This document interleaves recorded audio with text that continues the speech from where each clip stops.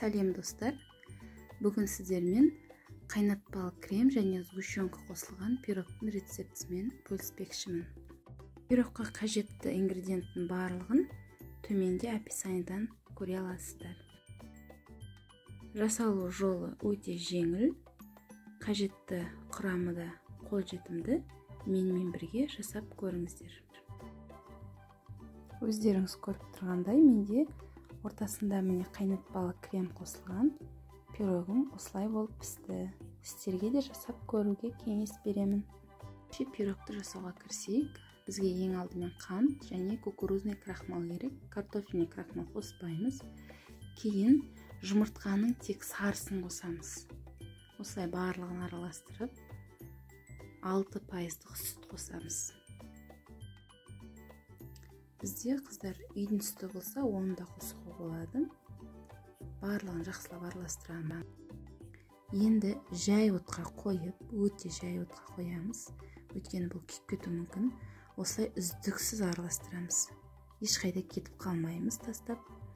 Кейін манной каша сияқты бола бастайды, міне. Өздеріңіз көріп тұрғандай. Содан кейін май қосып, оттың астын өшіреміз. Енді бұл май осы кремнің өзінің ыстығында ериді. Әбден май ерігенше осылай араластырамыз.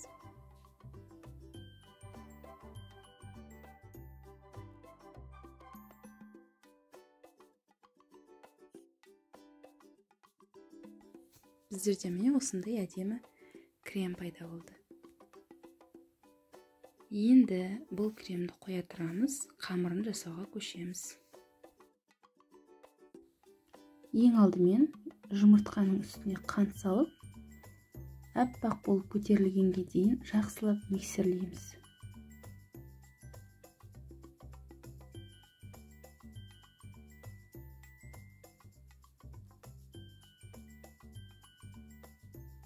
Міне осылай миксерленгеннен кейін сұйық май қосамыз, 20% қаймақ қосамыз, тағы да бір жақсылап миксерлеп аламыз.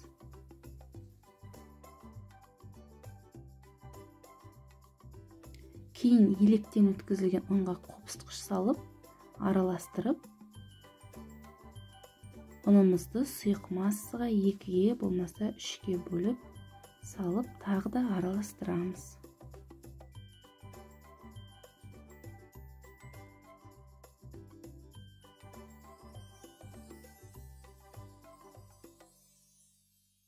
Осылай мені барлығын араластырып аламыз.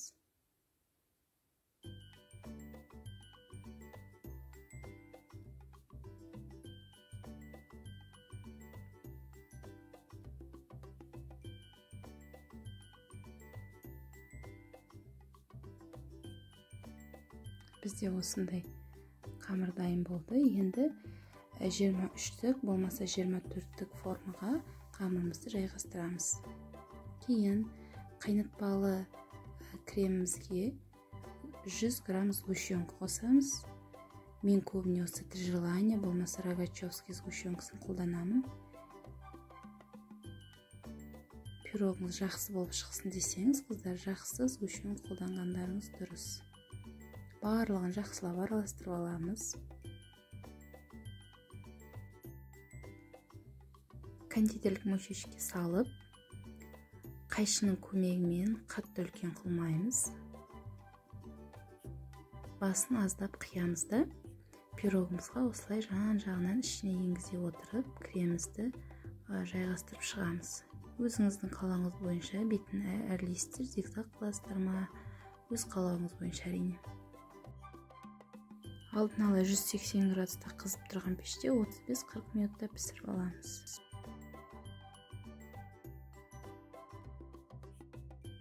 Менің пирогым міне дайын. Сіздерге де дайындауға кеңес беремін. Видеоны соңына дейін қарағандарыңыз үшін рахмет. Егер осы видео ұнаған болса, лайк басып, комментария қалдырып, каналыма тіркелуді ұмытпаймыз. Сіздермен бірге Дария, астарыңыз дәмді болсын.